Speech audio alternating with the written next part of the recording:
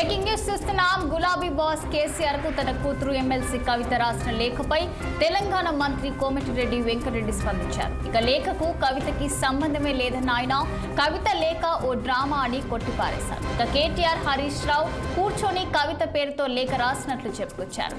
ఇక ఆర్టిఫిషియల్ లేఖను కూడా సరిగ్గా రాయలేకపోయారన్న ఆయన లెటర్ ఆలోచన ఎలా వచ్చిందో, ఎక్కడ ప్లాన్ వేశారో తనకంతా తెలుసన్నారు. ఇక కేసీఆర్ కుటుంబంలో కలహాలు అనేది పెద్ద డ్రామాగా అభివర్ణించారు.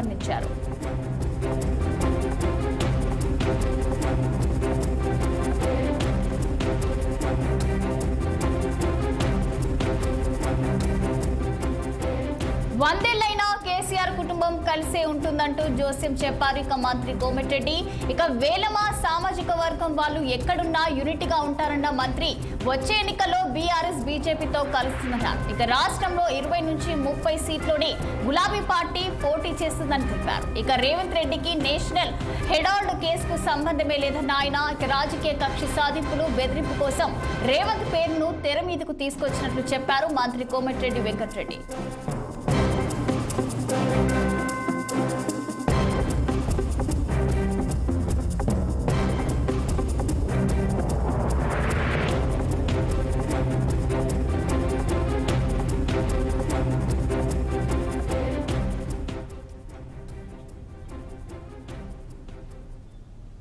గులాబీ బాస్ కేసీఆర్ కు తన కూతురు ఎమ్మెల్సీ కవిత రాసిన లేఖపై తెలంగాణ మంత్రి కోమటిరెడ్డి వెంకటరెడ్డి స్పందించారు.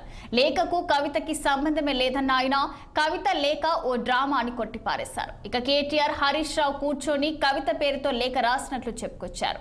ఆర్టిఫిషియల్ లేఖను కూడా సరిగ్గా రాయలేకపోయారన్న ఆయన లెటర్ ఆలోచన ఎలా వచ్చిందో, ఎక్కడ ప్లాన్ వేశారో తనకంతా తెలుసన్నారు. ఇక కేసీఆర్ కుటుంబంలో కలహాలు అనేది పెద్ద డ్రామాగా అభివర్ణించారు. ఇక వందేళ్లైనా కేసీఆర్ కుటుంబం కలిసే ఉంటుందని కూడా జోస్యం చెప్పారు మంత్రి కోమటిరెడ్డి. ఇక వేలమ సామాజిక వర్గం వాళ్ళు ఎక్కడున్నా యూనిటీగా ఉంటారన్న మంత్రి వచ్చే ఎన్నికల్లో బీఆర్ఎస్ బీజేపీతో కలుస్తుందన్నారు. మరి రాష్ట్రంలో 20 నుంచి 30 సీట్లోనే గులాబీ పార్టీ పోటీ చేస్తుందని తెలిపారు. ఇక రేవంత్ రెడ్డికి నేషనల్ హెరాల్డ్ కేసుకు సంబంధమే లేదన్న ఆయన రాజకీయ కక్ష సాధింపులు, బెదిరింపు కోసం రేవంత్ పేరును తెర మీదకు తీసుకొచ్చినట్లు చెప్పారు మంత్రి కోమటిరెడ్డి వెంకటరెడ్డి.